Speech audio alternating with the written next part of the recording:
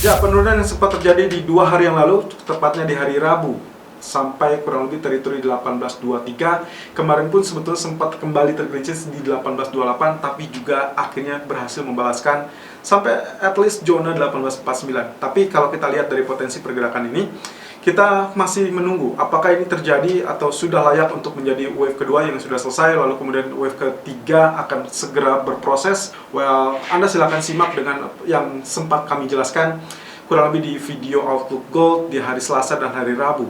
Nah, di situ saya sudah sempat menyebutkan gambarannya kalau misalkan setelah penembusan dari zona MA200 yang mirip dengan pola atau skema yang terjadi di bulan Maret yang lalu, maka skema bulan Maret hingga Agustus itu juga menjadi kecurigaan kita.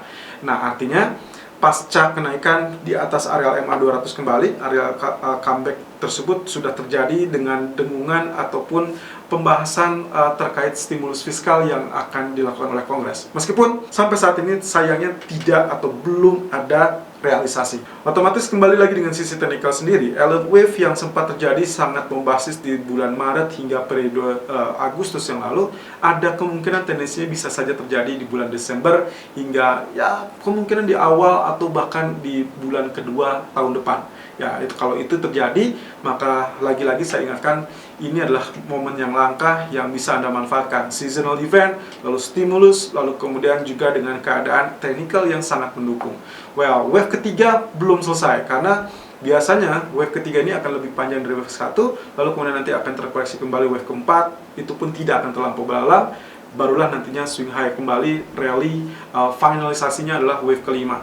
Jadi ini Elliott Wave yang sedang menyusun kerangka formasi untuk wave ketiga. Wave kedua, saya rasa dengan munculnya areal candlestick berupa doji candle hari ini, atau hari kemarin lebih tepatnya, itu sudah mengisyaratkan akan terjadinya rebound ataupun kenaikan. Meskipun hari ini mungkin tidak akan new high, lebih kepada ya terbatas di area 48 kembali atau bahkan di area 60-an. Mungkin kita akan melihat area tersebut. Tapi untuk bottomnya sendiri, saya berharap area 1825 tidak dipecah, karena kalau misalkan dipecah, di grafik H4-nya justru kita akan menemukan pola yang agak sedikit meragukan untuk area kenaikan, terutama di grafik H1. Jadi kali ini banyak pola yang saya temukan yang sudah saya persiapkan untuk penjelasannya. Lalu kemudian dari segi berita, oke, seperti sesuai dugaan kita dan juga yang sudah pernah disoundingkan dari sejak akhir bulan November hingga awal Desember, bahwasanya ECB memang sudah bergegas untuk melanjutkan program QE untuk mendukung ekonomi, dan juga ECB kembali menekankan terkait dengan ketidakpastian masih tetap akan ada meskipun vaksin ya memang sudah mulai bergulir ya. Salah satu contohnya adalah vaksin Pfizer yang sudah dirilis di Inggris sana. Ada sedikit catatan buruk di situ, yaitu terkait dengan alergi. Dinyatakan bahwasanya Pfizer tersebut akan tidak cocok untuk orang yang memiliki alergi.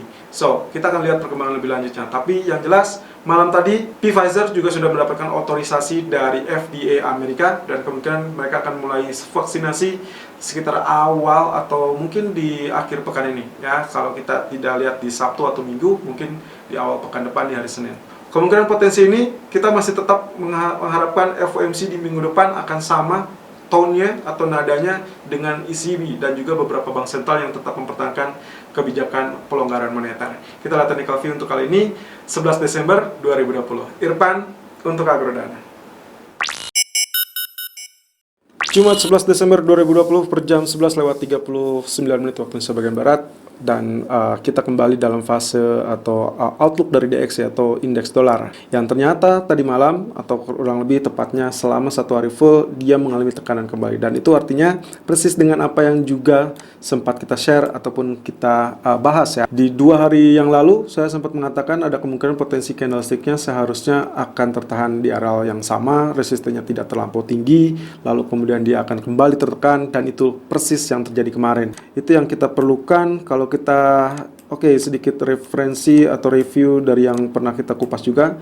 Big trend untuk dolar itu adalah penurunan atau pelemahan. Jadi ini yang sudah kita ukur, area penurunan yang terakhir swing high swing low-nya di tanggal 29 Juni, lalu kemudian areal garis ini sudah saya pindahkan ke sini sejajar dan saya mendapatkan 86.03 ya untuk areal targetnya, sementara 50%-nya akan berada di 89.36. So sampai saat ini sih kita masih mendapati areal untuk dolar sendiri berada di angka 90.64. Jadi kita lihat ini potensi penurunan masih bisa berlanjut. Kalau kita lihat di tanggal 4 Desember ini area terendahnya adalah 90.47. Saya rasa ini akan dilewati ya untuk hari ini. Oke, kemudian kalau kita lihat dari grafik H4, nah ini kemarin juga kita sudah tambahkan bukan hanya berupa garis kuning atau trendline kuning, tapi kita menggunakan referensi dari ya ini adalah trend channel, karena kemarin saya lihat pergerakannya dia cenderung mencoba mendaki ya, dan saat mendaki itu sebetulnya dengan garis kuning saja sudah cukup karena beberapa waktu lalu juga ini masih belum berhasil ditembus, tapi saya tambahkan di sini untuk memastikan apakah pola tersebut sesuai dengan kecurigaan kita apa tidak, dan hasilnya ternyata betul ya, dia sempat spike bertahan beberapa lama lalu kemudian kembali lagi tapi berhimpitan ya, hampir berhimpitan. Jadi ini pola garis kuningnya, lalu kemudian ini ada garis putus-putus yang sempat kita tandai juga sebagai zona resisten. Jadi dia tidak kemana-mana, dia bergerak naik tapi tertahan lagi ke areal resisten kita, dan akhirnya Anda bisa lihat di sini dia kembali jebol atau tembus zona support dari trend channel. Penurunnya akan ini adalah tiangnya, ini adalah flagnya, berarti akan setinggi ini, kurang lebih seperti itu. Nah, sementara di grafik H1-nya juga areal yang sama. Yang kemarin kita di sini kita tandai sebagai areal false breakout atau fake breakout, lalu kemudian dia up tapi tidak berhasil melewati garis tengah. Kalau kita lihat dari historical price juga ya mungkin ada areal resisten yang cukup canggih di sini ya, agak kuat.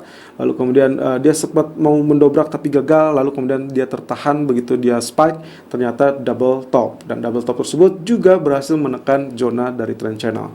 Artinya lagi-lagi kita hanya mendapatkan kemungkinan polanya kalaupun dia spike hanya sedikit saja ya, 90.70 kemungkinan maksimum 90-90, lalu kemudian dia kembali terbenam karena memang outlooknya memang dengan indikasi bahwa akan terjadi pelemahan dolar, itu memang nyata padanya. Technical view gold 11 Desember 2020 per jam 11.44 menit waktu Indonesia bagian barat, high 1 atau 18.40.50 dan low 18.34.60, running price 18.37.80. Oke, Anda mungkin sempat melihat video yang kami tayangkan di hari Rabu yang lalu, Selasa ataupun Rabu, kita sempat mengupas tentang ada kemungkinan tendensi terkait Elliott Wave ya, dan apa yang kita nantikan. Anda silakan putar ulang video tersebut.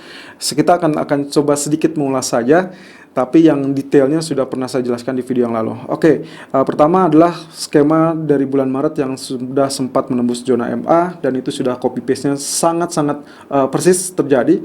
Bahkan kalau kita outlooknya di awal bulan November itu, atau awal bulan Desember ya, ini awal Desember, itu sudah ada bisikan-bisikan ataupun rumor-rumor terkait stimulus, dan itu persis lalu tembus. Lalu kemudian kita sedang mencurigai, tahapan sekarang kita sedang mencurigai areal yang pernah dicapai juga dari sejak bulan Maret hingga Agustus ya. Jadi Elliott Wave ini wave 1, 2, 3, 4, 5 sampai membuat areal new all time high. Dengan catatan ya, ini saya ulang kembali aturan dasar dari Elliott Wave sendiri. Sebetulnya aturan standarnya adalah wave ketiga itu biasanya jauh lebih panjang daripada wave 1 dan wave 5. Tapi ada fase atau ada di mana kriteria tersebut agak dilanggar, tapi bukan completely dilanggar ya.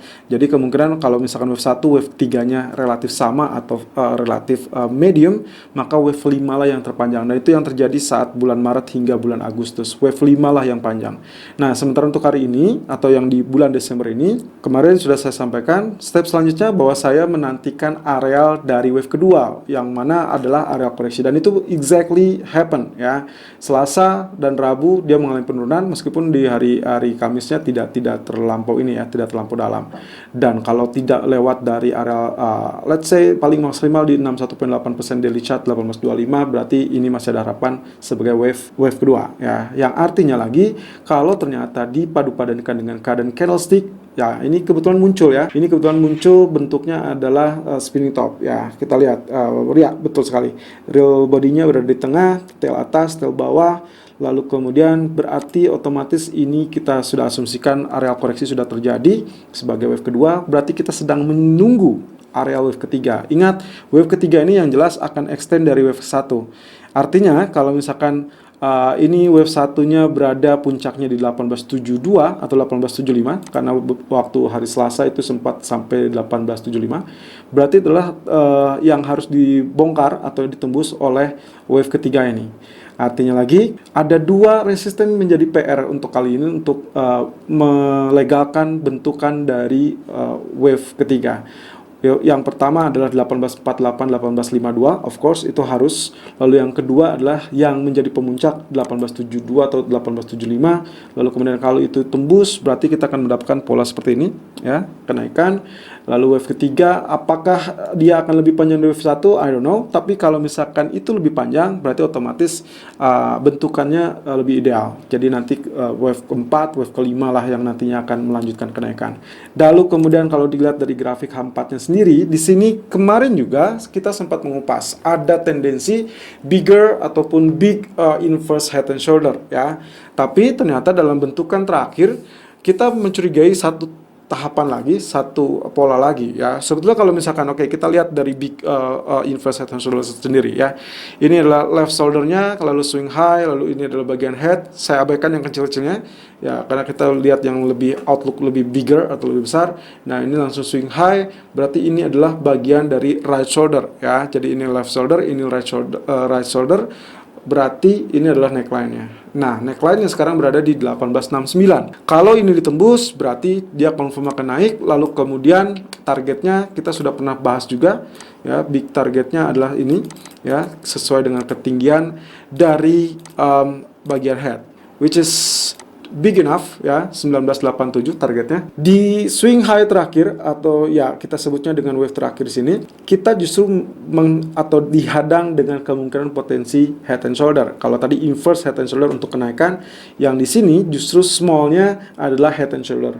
Kalau ini yang terjadi berarti dia akan mengalami penurunan. Kurang lebih seperti itu. Jadi akan ada tantangan untuk si bullish berjaya. Nah, tapi ini bisa gagal andai kata dia mengalami penembusan let's say equal atau menjelang atau mendekati areal head. Kalau ini sampai mendekati areal head saja, kita bisa definisikan bahwa head and shoulder itu gagal.